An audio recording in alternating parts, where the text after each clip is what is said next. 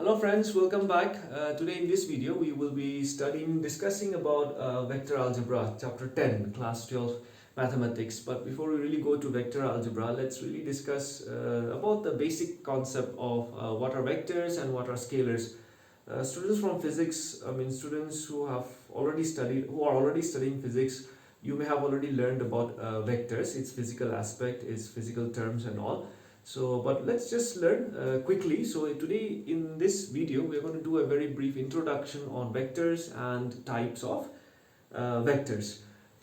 Now, of course, in mathematics, we will be really not needing the physical understanding. We will be just focusing only on the mathematical part, only the addition, the subtraction, the multiplications and all. But as I earlier said, of course, it's good to know. It will be something like a revision also. Okay. So before we proceed, we have this like physical quantities. What are vectors? What are scalars? So these are actually like nothing but like physical quantities only. It's like physical quantities. Okay. These are physical quantities. So physical quantities like length, mass, time, speed, then we have velocity, displacement, acceleration, and many more. Money, power, energy, force. So all these physical quantities, actually what happens if we think about it closely, what happens is some of the physical quantities actually they have magnitude as well as they have their direction. Whereas on the other hand, some of the physical quantities actually they have only this magnitude. They do not give us a sense of direction. They do not tell us anything about the direction. So what happens is these physical quantities actually are divided into two categories. One, the scalars, and the other one, the vector quantities. Now, scalar quantities would be those quantities which have only this magnitude, whereas vectors will be those quantities which have the magnitude as well as they also give us a sense of direction. Okay, they will also be giving us a sense of direction. So those physical quantities which have only magnitude are called as scalars. Those physical quantities which have magnitudes, they also give us a sense of direction, are called as vectors. So these vectors, these scalars, these are not not new physical quantities that we are going to be studying about. These are just the same old see, all these physical quantities we have already learned about in our lower classes and all.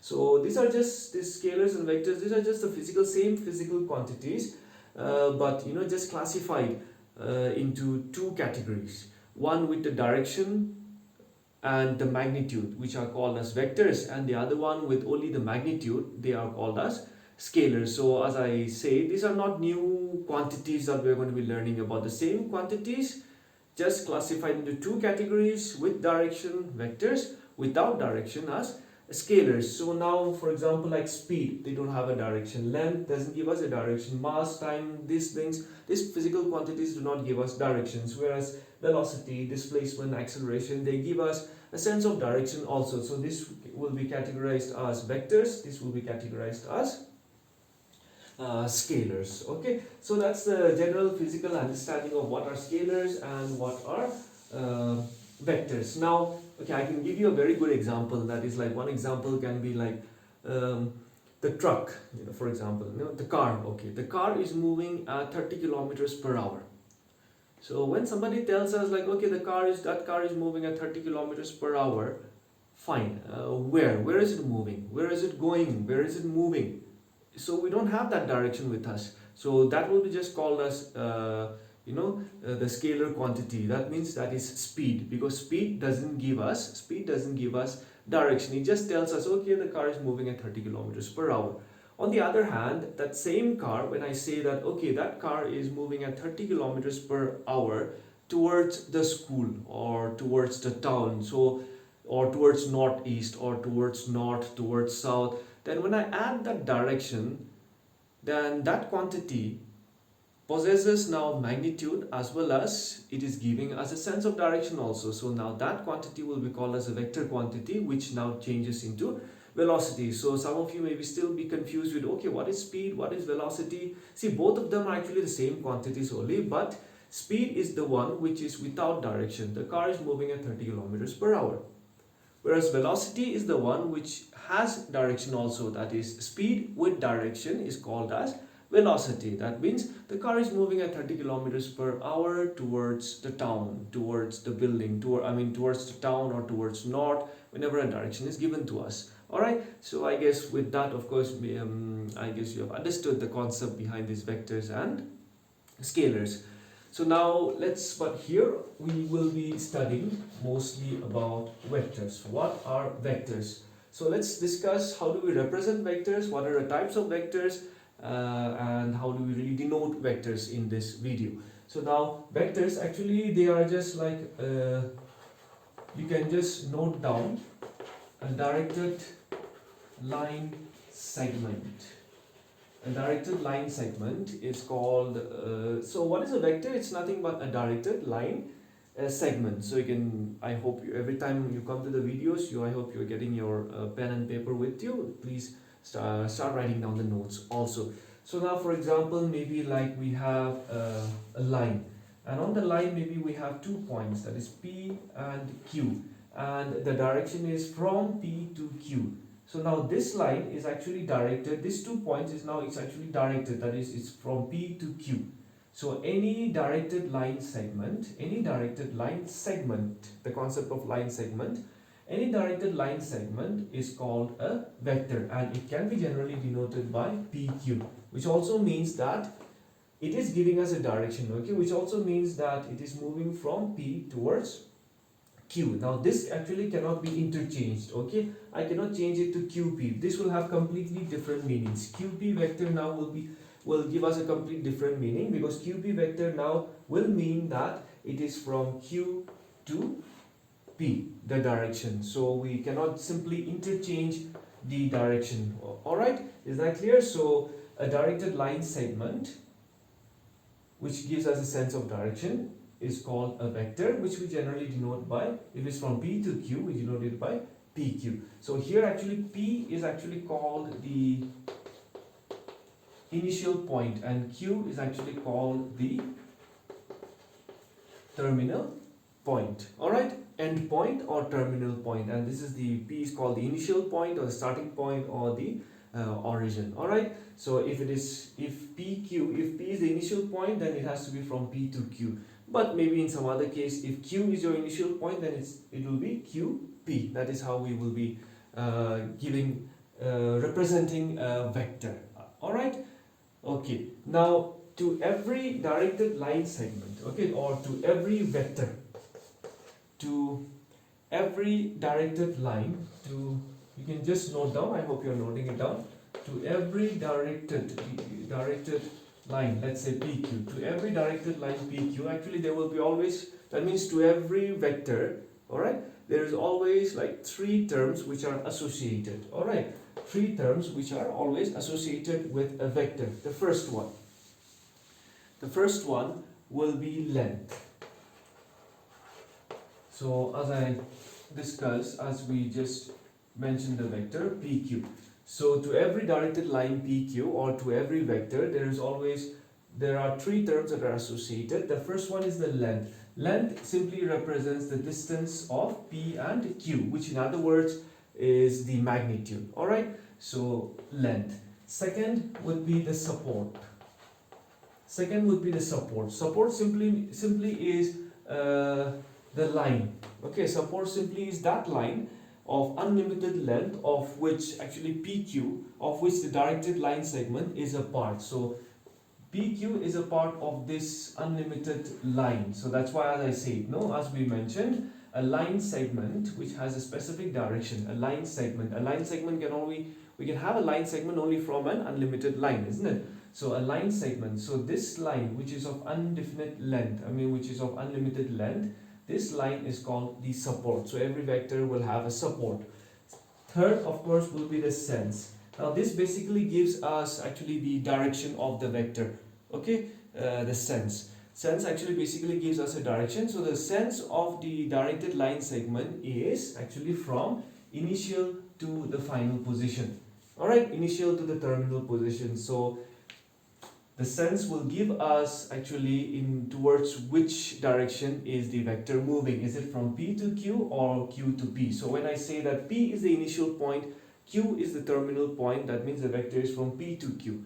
But when I say that Q is the initial point, P is the terminal point, then it's going to be from Q to P. So every vector will be associated with this three terms, that is the length, which is in other words magnitude, support, which is the indefinite line, the line of indefinite length of which this vector is a part, of which this line segment is a part, which will be called its support. And then of course the sense, which generally gives us the direction, which is the initial point, which is terminal point, which helps us in understanding the vector is moving towards which direction. Alright, now of course the length, suppose this length. So if I have to find out PQ, so as we know that length is a scalar quantity, so which will be its magnitude, right?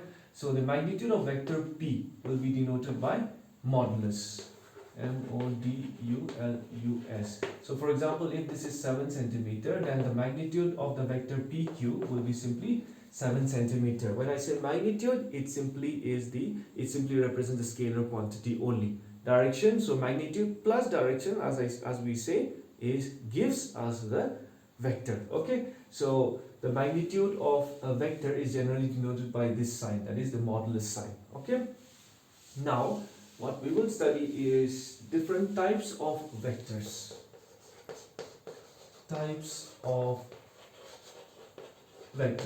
The first vector will be called as zero vector. So we'll briefly just do all this. Zero vector, which is also known as null vector. So I'll just dictate. If you wish to write on the notes, you can just write down, that is a vector whose magnitude is 0. A vector whose magnitude or length or modulus is 0 is called, but of course direction will be indeterminate, okay, is called a null vector, or is called a zero vector. Alright, and it is denoted by zero vector. That is, for example, when the initial and the terminal points actually are same, when the initial as well as the terminal points coincide. Suppose this is the initial point, this is the terminal point, so like vector AA. Vector AA can be called as the zero vector. So when the initial and the terminal points are same, that means its length will be 0, magnitude will be of course 0, is called a zero vector.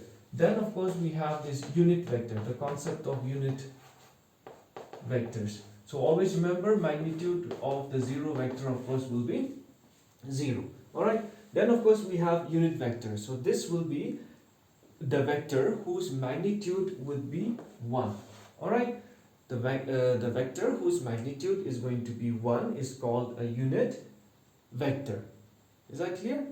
Written, if you wish you can write down. Okay, a vector whose magnitude, of course, a vector whose magnitude or whose length is unity is called a unit vector. Alright, now for example, let me just discuss about these unit vectors. For example, the distance of the school from my home. Of course, now we don't go to the school anymore, but still then, this as an example. Suppose if the distance from my home to the school is like 1 kilometer, then the unit vector will be 1 kilometer. Alright, it depends on the unit, 1 unit. So 1 unit is the unit vector whose magnitude will be 1. But of course that will depend on the units. That means, for example, the distance, if I change the unit, the distance of my home and the school is like 1000 meters. So in that case, its unit vector, magnitude 1. So its unit vector will be how much? 1 meter, this much. Alright, so it depends on the unit. If it's 1 kilometer, the unit vector magnitude will be 1. So its unit vector will be 1 kilometer. Similarly, if it's 1000 meter, then its unit vector will be of magnitude 1. That is 1 meter. So it depends on the magnitude, the unit also. Alright, so magnitude should be 1. So that's a basic concept. Any vector whose magnitude is 1 will be called as a unit vector. Now it is generally denoted, suppose if we have a vector A. Alright, vector A, maybe from A to B. So if we have a vector A, then its unit vector is generally denoted by A cap. This is called as cap, A cap. And how do we calculate that? It's simply calculated as the vector divided by its magnitude. The vector divided by its magnitude. The vector divided by its magnitude. So if you have a vector, you want to find out this unit vector, what you have to do is you have to divide the vector by its magnitude. That will give you the unit vector. Okay? Alright.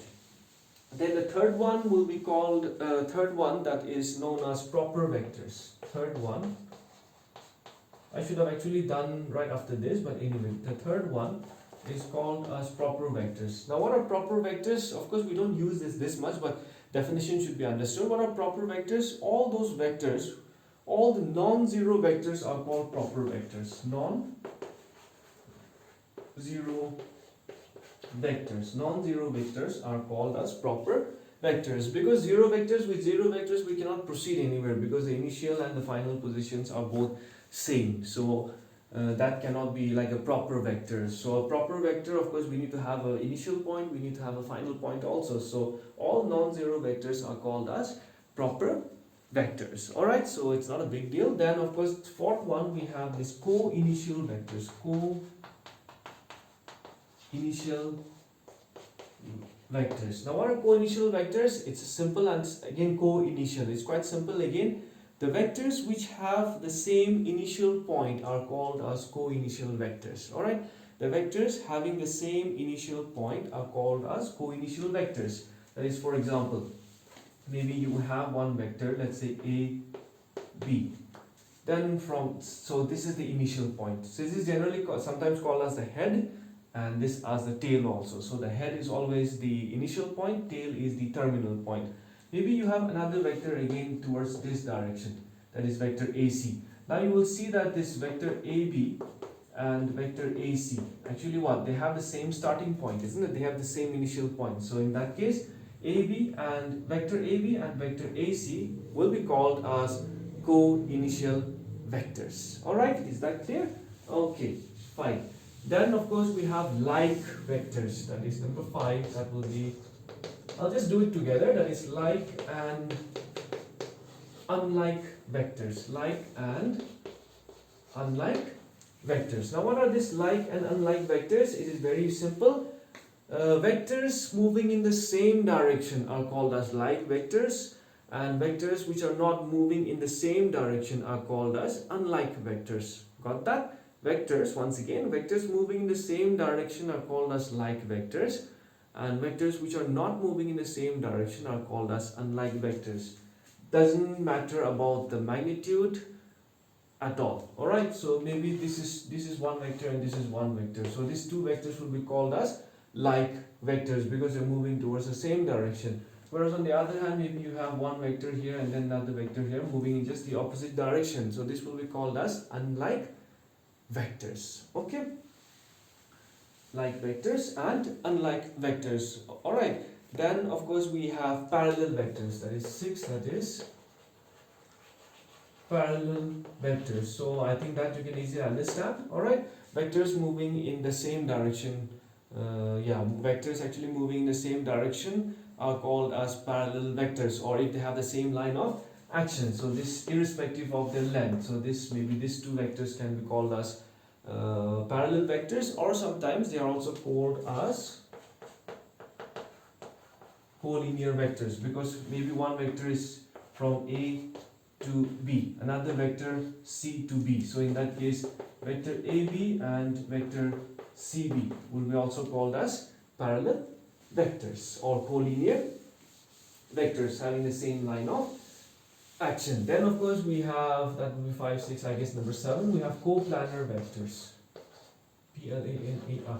So coplanar vectors will be simply vectors which lie on the same plane, or which are parallel to the same plane, or when they lie on the same plane. So this is a board, so maybe like this is one vector, and then maybe like this is one vector. So these two vectors can be called as coplanar vectors. Alright, coplanar vectors. So once again, what are coplanar vectors? Two vectors are said to be, two or more vectors are said to be coplanar if they lie on the same plane. So suppose this is a board, right? So if we have vectors lying on this board, maybe one vector is here, one vector is here. So these two vectors actually are lying on the same board, on the same plane, isn't it? So in that case, we can say these two vectors to be as coplanar vectors. Alright, then of course we have number 8. This is a very, very important topic. Okay, free vectors, the concept of free vectors and localized vectors. Okay, now what are free vectors and what are localized vectors? Very, very important, but we'll be studying about this in details when we generally do like vector addition, triangle law of vector addition and all those. But now the definition part, the concept part is what are free vectors and what are localized vectors.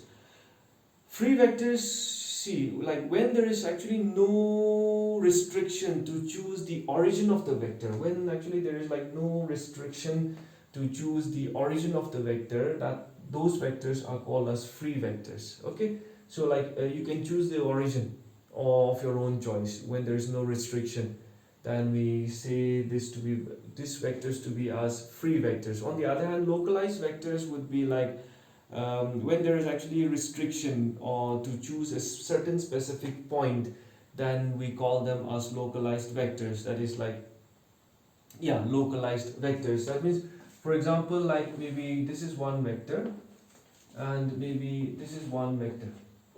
So if I have to bring this in this, that means I can slide this vector towards the same direction like this without actually changing its magnitude. So that's why actually I can slide these vectors. But of course, this has to be fixed. I just cannot change the direction like this. This vector I just cannot change it in this direction. That means now there is a restriction that this point should be fixed. So but I can of course slide it the way I want. So this can be called as localized vectors. And whereas free vectors are those vectors where there is no restriction in choosing the point of origin. You can choose the point of origin or the initial point according to your own convenience. Alright, then of course we have negative vectors.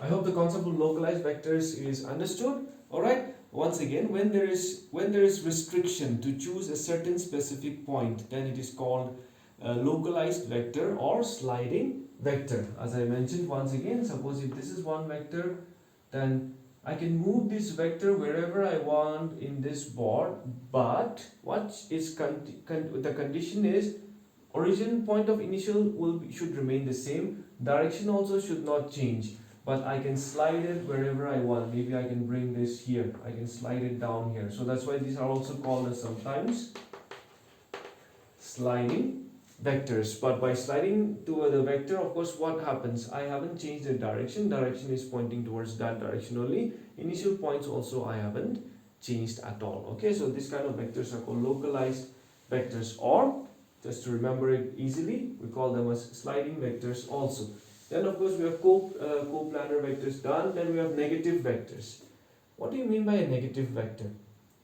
When there are two vectors which have the same magnitude but in the opposite direction, then in that case those two vectors are called as, what do we say, negative vectors. Alright, that is like suppose you have a vector A and then you have another vector which is maybe of the same magnitude, okay, same magnitude, same length, but just in the opposite direction. Then in that case, these two vectors can be called as negative vectors. That means one vector is just the negative of the other.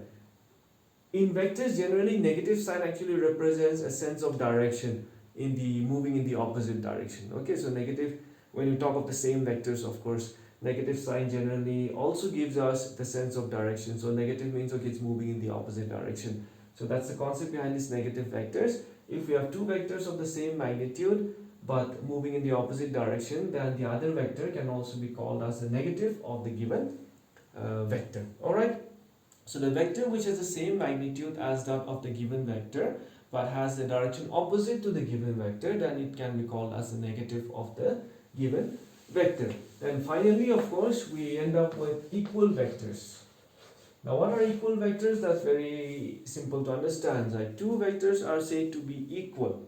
Equal means everything equal.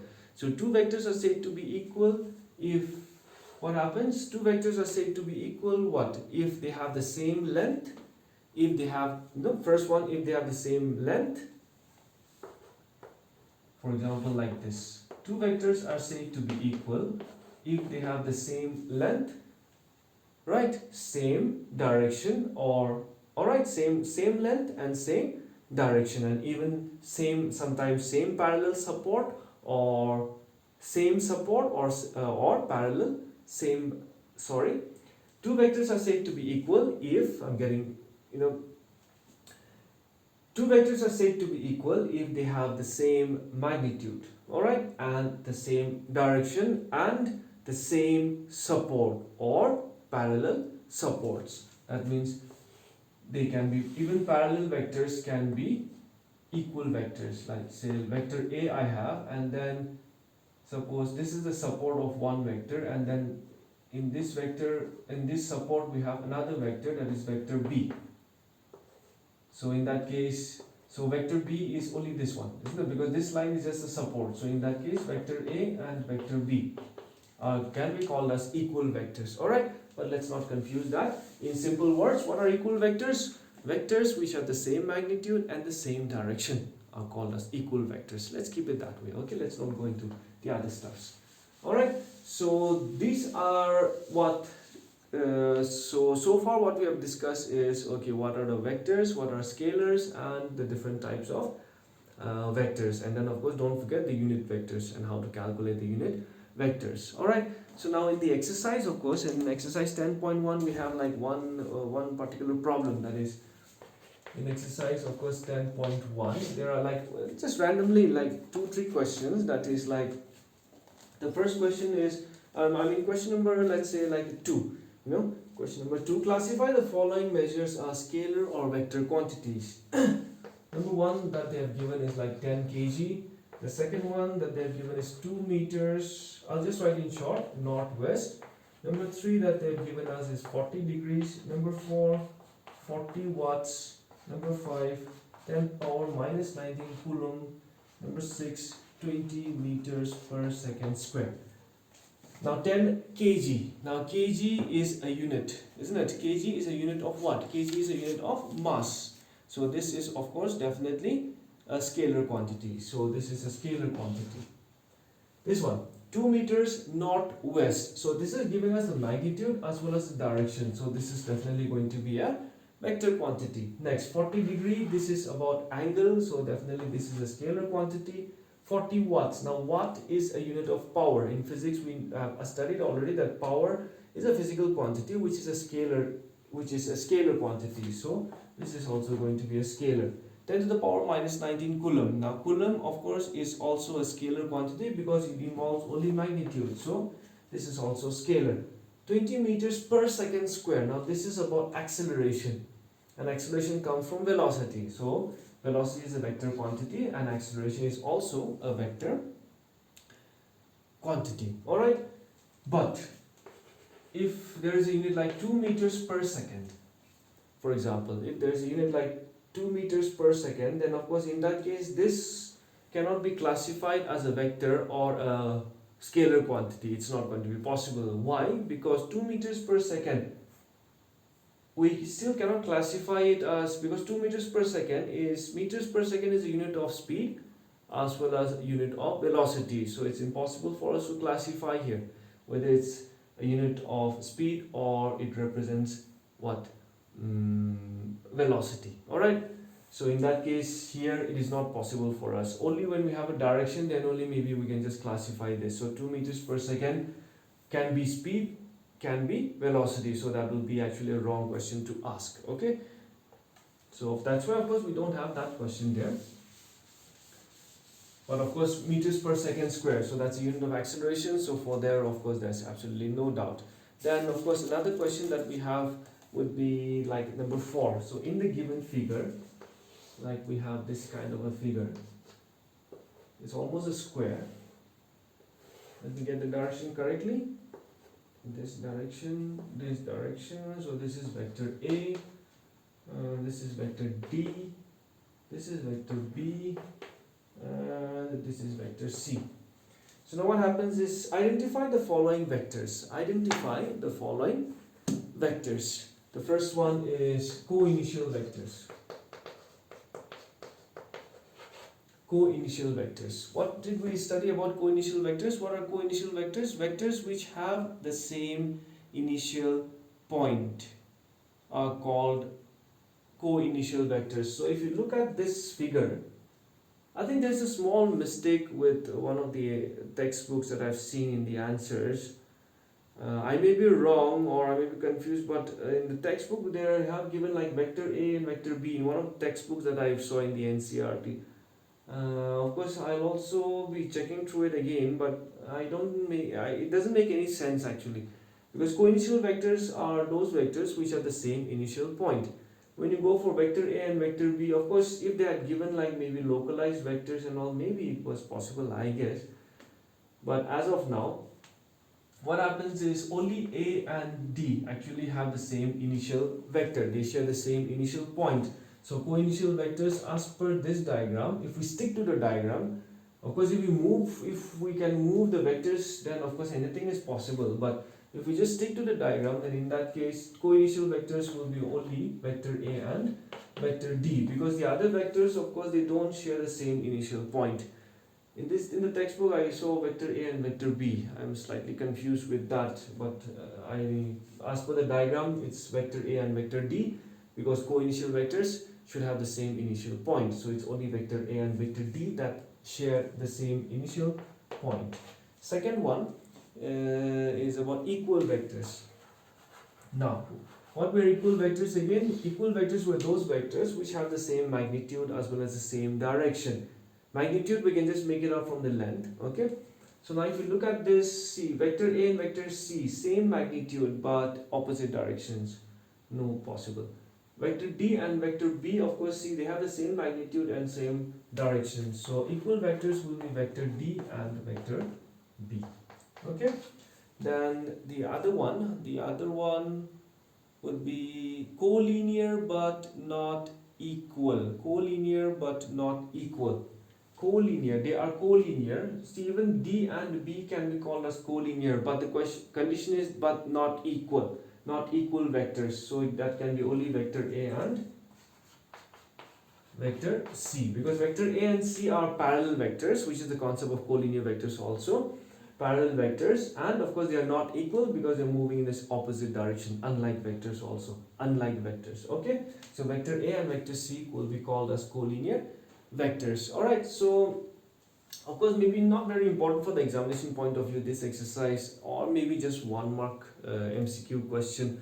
We never know. Just this, identify which one of this is not a vector quantity or a scalar quantity. So you can just practice this exercise. It's a very simple exercise.